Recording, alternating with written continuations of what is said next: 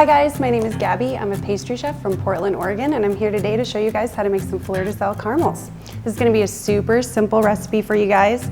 You're just going to need a Pyrex baking dish, liberally buttered, and some parchment paper with some little handles to help you pull them out when we need to. You're going to need a nice large saucepan. A heavy one is better. A nice metal whisk. If this gets too hot for you, I recommend using one with a wooden handle. And you're just gonna need a candy thermometer. I got this one at Sur La Table for about $11. I definitely recommend one like this with a digital read. It's just gonna make your life so much easier.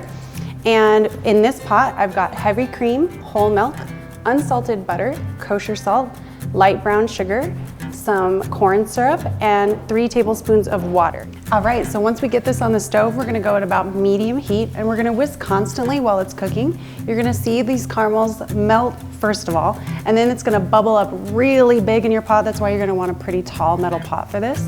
And then you're gonna see those bubbles start to dissipate and get a little smaller and become almost like molten lava in the pot, and that's when you're gonna start to wanna temp this. So you're gonna wanna whisk constantly while this is cooking because you really don't want anything to burn on the bottom of the pan.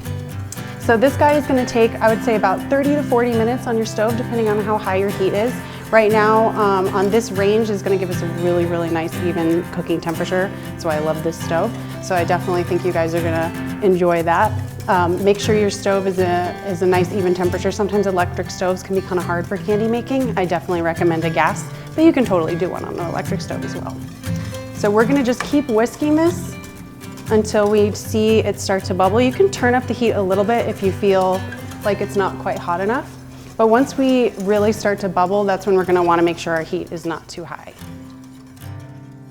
All right guys, so right now my caramel's bubbling pretty big. It's getting pretty high in the pot. You're gonna wanna make sure you whisk constantly, and I am using a metal whisk. It is getting a little hot, so you might wanna switch to a wooden one if it does bother your hands, or maybe wear some gloves. I know it's gonna be time to temp pretty soon because these bubbles have gone from pretty big and they're starting to shrink down a little bit. I know that sounds weird, but trust me. And we're gonna wanna start temping when we see the caramels go from pretty high in the pot to getting down a little bit and the bubbles smaller and smaller, and that's when you're gonna wanna start holding your thermometer. So as you can see, it's kind of going up and down in temperature when you move it around. That's why you're gonna wanna have a thermometer like this instead of one that you strap to the side of your pan. So we're looking for 236. Right now we're about 232, 233. Oh, there we go. We're ready to go. Now we're gonna take this right off the heat and we're gonna pour it right into our prepared mold. We're gonna let this sit here for about 15 minutes, and then we're gonna sprinkle some Fleur de Sel on top just to elevate these caramels, make them a little bit more special. All right guys, it's been about 15 minutes and we've let the caramels start to sit. What this does is allow the top to get a little tacky as it cools down.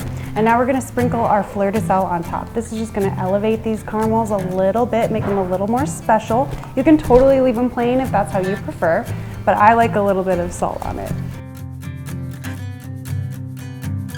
All right, so our caramels have been resting in the fridge for about half an hour after they got to room temp. So what I did is I just took a little butter knife and went along these edges right here just to make this a little easier. And this is why we did the handles with our parchment paper, so we can just lift these right out. Oh, look at that, beautiful. They look like a really nice texture. If you want, you feel safer, you can just peel this right off the back. No big deal at all. If you have a little stuck to the side, that's okay, we'll do that later. And then I'm just gonna really quickly cut this edge off and just test the texture of the caramel, also because I want to eat it. Oh yeah, that's just terrible. Yeah, that's delicious. So right now, I'm gonna take a ruler and I'm gonna cut these really evenly into small little squares. I use either a ruler or a bench scraper that's marked. We're gonna cut them pretty small because they are pretty rich. And then we're gonna wrap each piece in wax paper, and I can show you how to do that really quickly.